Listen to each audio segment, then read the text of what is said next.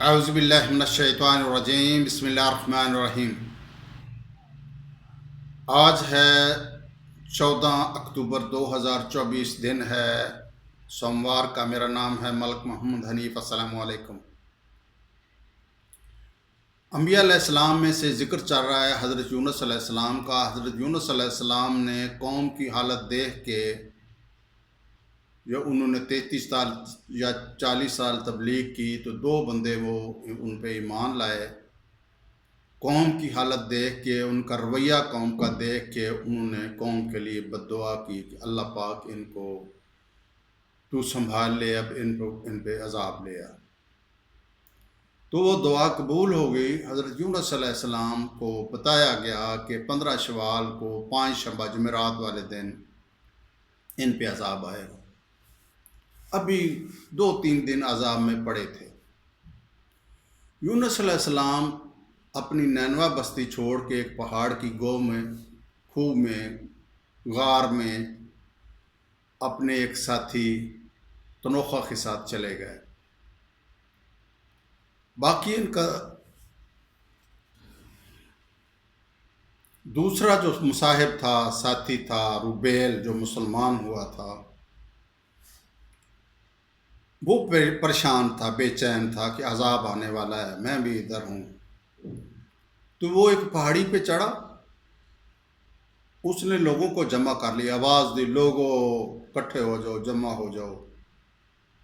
تو وہ جو اہم بات کیا کرتے تھے، اس طرح وہ لوگ اعلان کر کے ایک جگہ ان کو اس حضرت ربیل نے جمع کر لیا۔ تو جب سب لوگ جمع ہو گئے، ہاں جی بتائیں کیا بات ہے؟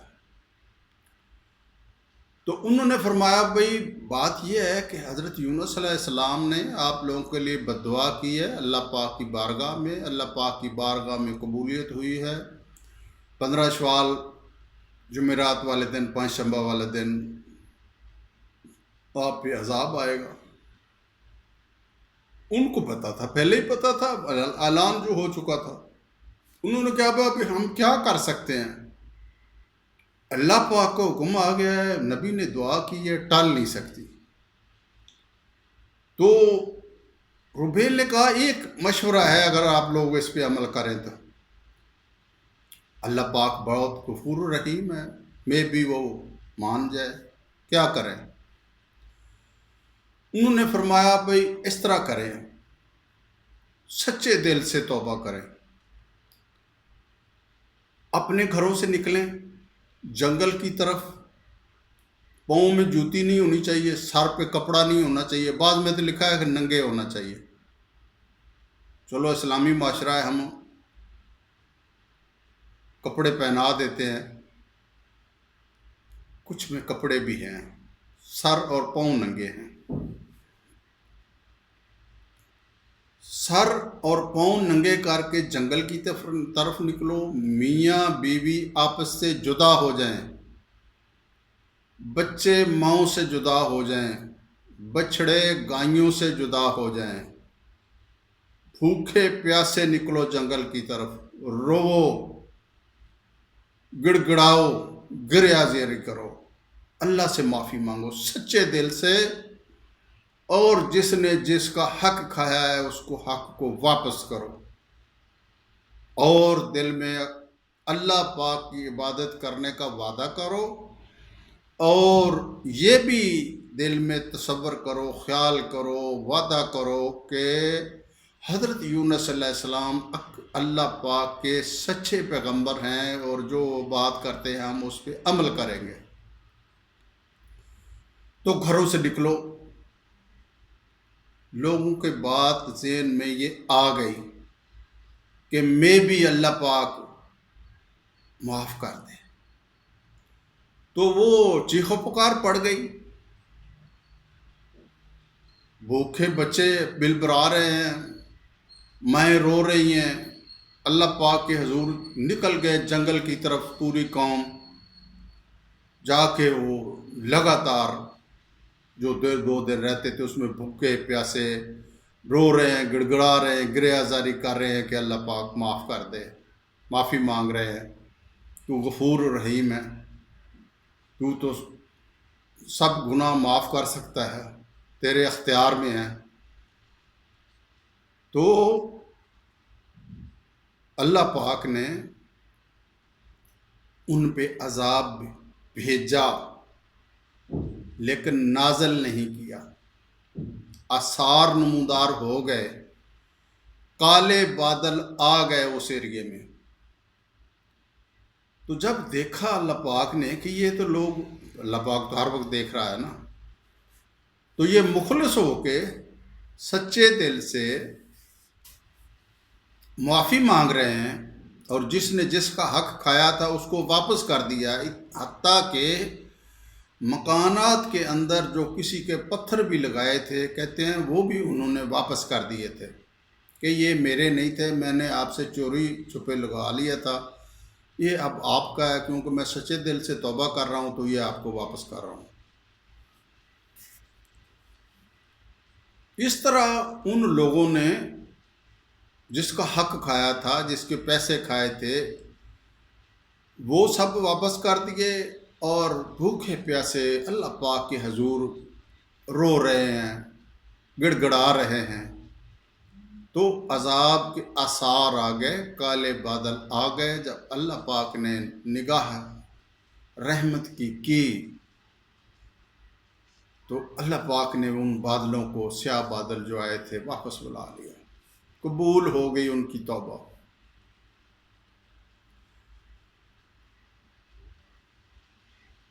جب بادل واپس گئے تو لوگ بڑے خوش ہوئے کہ عذاب اللہ پاک نے ٹال دیا ہے۔ تو پھر اپنے وہ روٹین کے کام میں لگ گئے۔ حضرت یونس علیہ السلام نے اس تاریخ کے بعد، جمعرات 15 شوال کے بعد، 5 شنبہ کے بعد، وہ غار سے نکلے اور بستی کی طرف چلنے لگے۔ ذروخا ساتھ تھا۔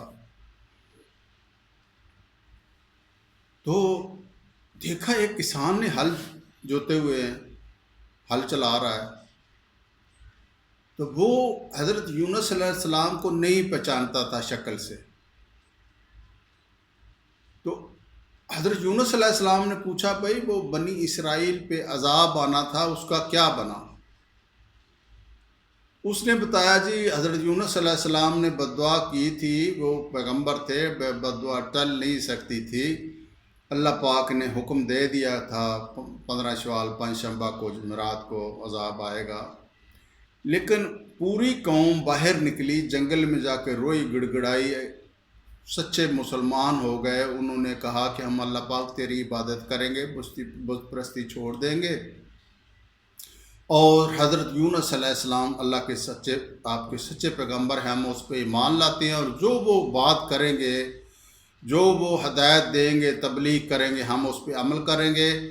وہ بنی اسرائیل والے اب حضرت یونس علیہ السلام کا انتظار کر رہے ہیں کہ وہ آئیں اور ان کے ہاتھ پہ بیعت کرے، ان کو بتا دیں کہ ہم نے راستہ سیدھا اختیار کر لیا ہے، ہم نے بس بت پرستی چھوڑ دی ہے، جس نے حق کھایا تھا واپس کر دیا ہے، ہم آپ پہ ایمان لاتے ہیں، اور آپ بھی جو تبلیغ کریں گے، جو بات کریں گے، جو ہدایت دیں گے، ہم اس پہ عمل کریں گے۔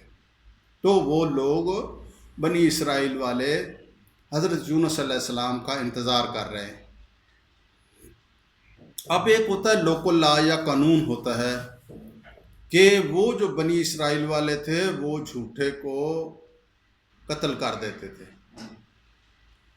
اب وہ تو بیٹھے تھے اس نیت سے کہ حضرت یونس علیہ السلام آئیں اور ان کے ہاتھ پہ بیعت کی جائے، ان کو بتایا جائے کہ جی ہم راہ راست پہ آ گئے ہیں۔ لیکن حضرت یونس علیہ السلام کے ذہن میں خیال، پتہ نہیں اللہ پاک نے کیسے ڈال دیا، ہو گیا ان کے ذہن میں یہ بات آئی کہ اگر میں بنی اسرائیل میں گیا تو کچھ لوگ تو واقعی مسلمان ہو چکے ہوں گے، وہ میری بات مان بھی لیں گے، اللہ پاک کی عبادت بھی کریں گے، لیکن ساری قوم تو نہیں، ساری قوم میں تو بہت اچھے بھی ہوتے ہیں، برے بھی ہوتے ہیں، تو مجھے جھوٹا سمجھ کے قتل نہ کر دیں۔ تو انہوں نے اب رخ اپنا نینوا کی بجائے دجلہ کی طرف کر دیا، دریا کی طرف۔ تو وہ جب گئے اس جگہ پہ دریا کے کنارے، تو لوگ کشتی کے اندر بیٹھ رہے تھے۔ تو حضرت یونس علیہ السلام بھی کشتی کے اندر بیٹھ گئے۔ اس سے آگے کیا ہوا اگلی ویڈیو میں اس کا حوال بیان کیا جائے گا۔ اپنی دعاؤں میں یاد رکھیے گا۔ اللہ حافظ۔